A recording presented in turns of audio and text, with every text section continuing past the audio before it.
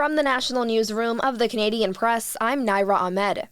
Since Donald Trump set an August 1st deadline for countries to make trade deals with the United States, deals have been announced for Japan, Vietnam, Indonesia, the Philippines, the United Kingdom, and now the European Union.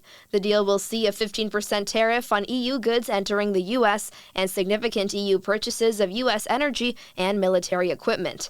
While the U.S. and EU have averted the threat of a trade war, Trump indicated last week that an agreement with Canada is far from complete, saying, quote, "We don't have a deal with Canada. We haven't been focused on it." On Tuesday, Prime Minister Mark Carney said Ottawa will only agree to a deal if there's one on the table that is in the best interest of Canadians.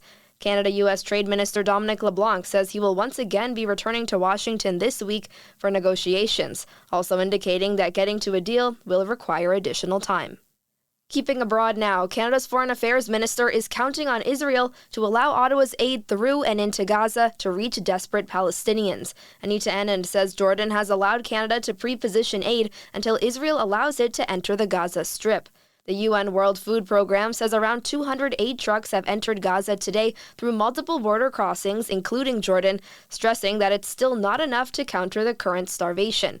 Israel's military says 28 aid packages containing food were airdropped into Gaza today, noting it would put in place secure routes for aid delivery. While the Israeli military began a 10-hour pause in fighting in 3 of Gaza's cities, that's where it allowed an increase of humanitarian aid entering through the territory. At least 41 Palestinians died today in Israeli strikes. Military combat operations continued outside of those 3 cities, including at least 13 people who were killed and over 100 wounded as they headed toward an aid distribution site. Israel's military says it fired warning shots to prevent a gathering of suspects from approaching hundreds of meters from the site before opening hours. Hospital officials say 13 others were killed while seeking aid in other areas of Gaza, including northwestern Gaza City, where over 50 people were wounded, and a border crossing allowing aid where over 90 others were injured. The Transportation Safety Board of Canada is investigating 2 small plane crashes on Saturday, one in Manitoba and a fatal crash in Newfoundland. Few details have been released about the crash about 25 kilometers east of Winnipeg, which took place yesterday morning. The Safety Board says one person was involved in the incident. The board is also investigating after at least one person died in a crash a kilometer south of western Newfoundland's Deer Lake Airport just after taking off on a local flight on Saturday afternoon. And Canadian singer The Weeknd is kicking off his first of 4 concerts tonight at Toronto's Rogers Centre. Tickets are still available for his shows, also set for Monday and August 7th and 8th. This is the Canadian Press.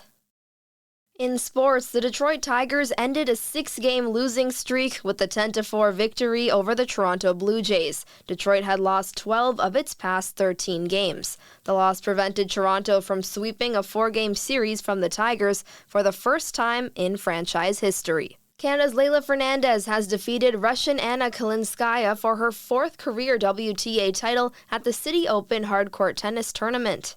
Summer McIntosh began her quest for 5 gold medals in the Swimming World Championships in Singapore, with gold in the women's 400-meter freestyle. The 18-year-old from Toronto will also be after gold in the 200 and 400 individual medleys, 800 freestyle, and the 200 butterfly. The red-hot Hamilton Tiger Cats put their 4-game winning streak on the line when they visit the BC Lions in CFL action tonight, and there are 5 Canadians entering today's final round of play at the PGA Tour's 3M Open in Minnesota. From the Canadian Press, I'm Naira Ahmed. Thanks for listening. Don't forget to follow and subscribe. For more of today's top stories, visit thecanadianpressnews.ca.